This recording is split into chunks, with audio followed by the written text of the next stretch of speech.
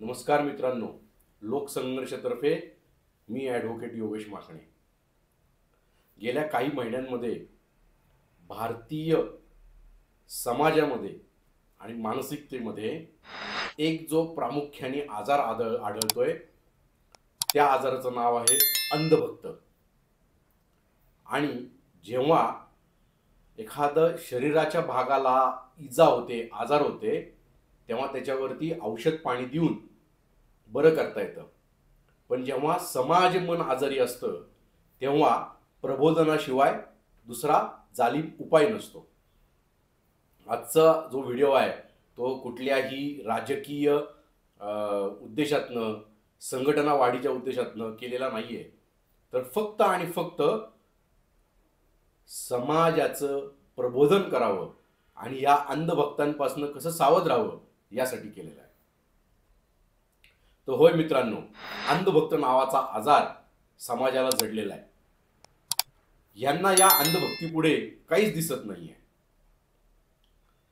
माझ्या नेहमीच्या स्वभावानुसार मी थेट विषयाला हात घालणार आहे. अहो, गाय कापणाऱ्या कंपनीकडनं देखील यांनी चंदा घेतलाय. होय, आलाना नावाची कंपनी आहे जी गाय कापते.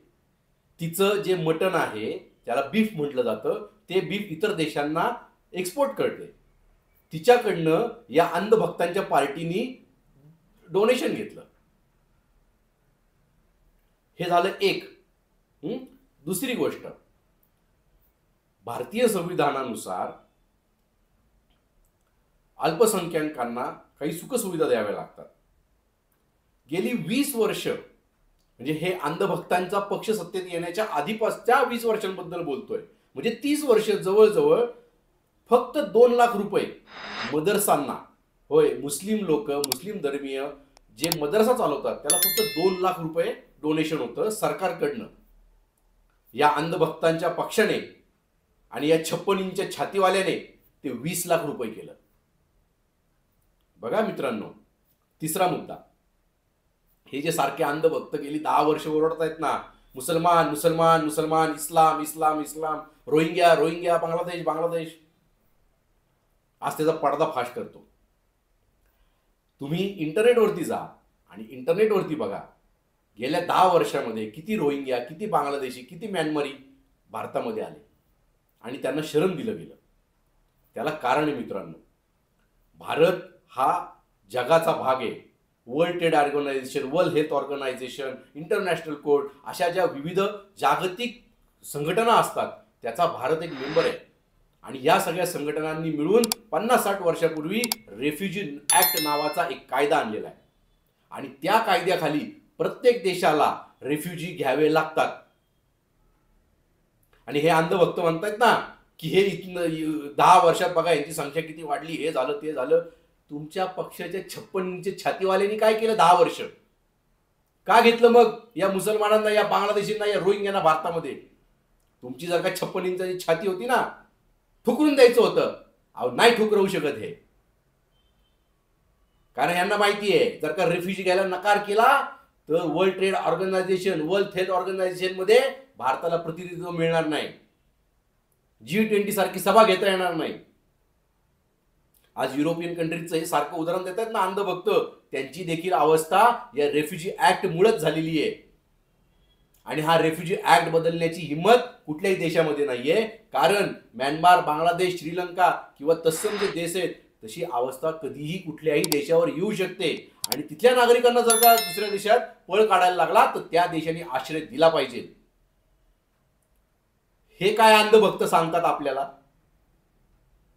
चौथी गोष्ट, या अंधभक्तांच्या 56 इंच छातीवाल्यांनी सारखी घोषणा करतोय हिंदू खतरे में है, हिंदू खतरे में है. 10 वर्ष जर का हिंदू राजा राज्य करतोय तर हिंदू कसा खतरेमध्ये? 10 वर्ष जर का बहुमत दिलेलं होतं तर तुम्ही जनसंख्या नियंत्रण कायदा का नाही आणला? म्हणजे मित्रांनो विचार करा. मी तर ह्या अगदी मोजून 4 गोष्टी सांगितल्या आहेत, कारण जास्त व्हिडिओ लांब बनवू शकत नाही, लोक आजकाल ऐकत नाही. मित्रांनो तुम्ही विचार करा की हे अंधभक्त कशा प्रकारे समाजाची दिशाभूल करतायत. यांना कळत नाहीये की हे फक्त 4 गुजरात्यांसाठी काम करतायत. आणि ज्या गुजरात्यांना भारतावर नाही राज्य करायचं, तर भारतातल्या व्यवसायावरती राज्य करायचंय, मार्केटवरती राज्य करायचंय, त्यातनं येणाऱ्या पैशावरती राज्य करायचंय. कारण मित्रांनो, त्याला कारण आहे. आणि ह्या व्हिडिओचा जो आता अंत आलेला आहे, गेल्या पुढच्या 2-3 मिनिटांमध्ये, गेल्या 10 वर्षामध्ये आपली कशी दुरावस्था झालेली आहे ह्याचं मी काही तुम्हाला दाखले देणार आहे. एखाद्या देशाचा जर का विकास व्हायचा असेल, प्रगती व्हायची असेल, सामान्य नागरिक जर का सुखसुविधांनी, रोजगारांनी युक्त राहावा असं वाटत असेल, तर 3 सेक्टर फार महत्त्वाचे असतात मित्रांनो. एक आहे मॅन्युफॅक्चरिंग, दुसरा आहे इंजिनिअरिंग आणि तिसरा आहे कन्स्ट्रक्शन. तर आज मित्रांनो इतकी वाईट अवस्था आहे. मॅन्युफॅक्चरिंग, एनर्जी आणि कन्स्ट्रक्शन ह्या कंपन्यांनी सरकारी बँकांकडनं म्हणजे SBI, bank of Maharashtra, bank of India, bank of Baroda किंवा कॅनरा बँक, अजून काही 5-6 ज्या काही नॅशनलाइज बँक आहेत, या नॅशनलाइज बँकांकडनं 9.5 लाख कोटींचं कर्ज घेतलं गेल्या 10 वर्षामध्ये. या 9.5 लाख कोटींपैकी जे 8.5 लाख कोटी आहेत ते या 3 सेक्टरचे आहेत. त्यापैकी 4.5 लाख कोटी कर्ज हे फक्त प्रमुख 30 बिझनेसमन, इंडस्ट्रियलिस्ट भारतातले यांचे. त्याच्यामध्ये प्रामुख्याने येतं म्हणजे तुमचे अनिल अंबानी, रिलायन्स कम्युनिकेशनचे, पतंजली, त्याच्यानंतर अजून ह्यांच्या ज्या काही तत्सम कंपन्या आहेत, अंधभक्ताच्या नेत्याच्या, त्यांच्या कंपन्या येतात. आणि मित्रांनो, ह्या सगळ्या कंपन्यांनी गेल्या 10 वर्षात घेतलेलं सरकारी बँकांकडचं लोन हे बुडवलेलं आहे.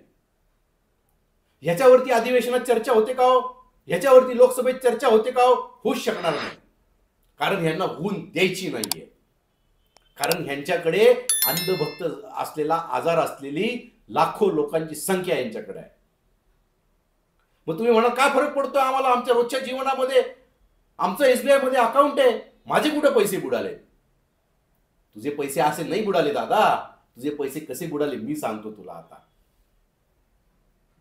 हे जे 4.5 लाख कोटी आता बुडीत खात्यात जाणार आहे ना, यातनं मिळणारं व्याज हे कितीतरी लाख कोटींनी होतं. मुद्दल तर गेलीच, व्याज तर लांबच राहिलं.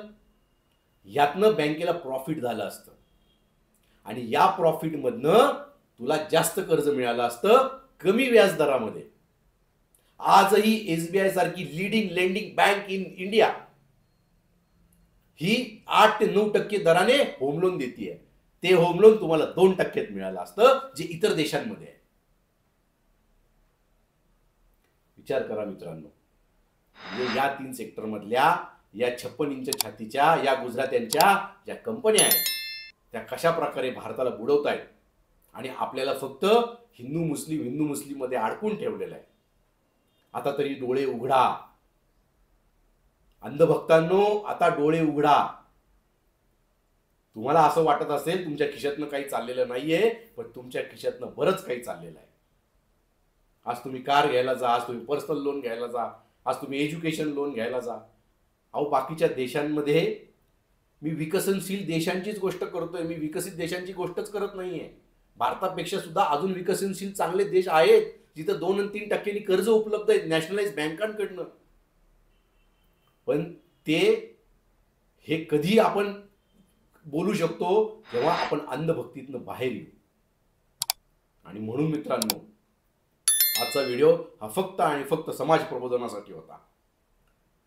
मित्रांनो, व्हिडिओ लाईक करा, शेअर करा, आमचं फेसबुक पेज फॉलो करा, यूट्यूबला सबस्क्राईब करा आणि आमच्याबरोबर सामील होण्यासाठी खाली दिलेल्या नंबरवरती फोन करा. जय हिंद, जय महाराष्ट्र.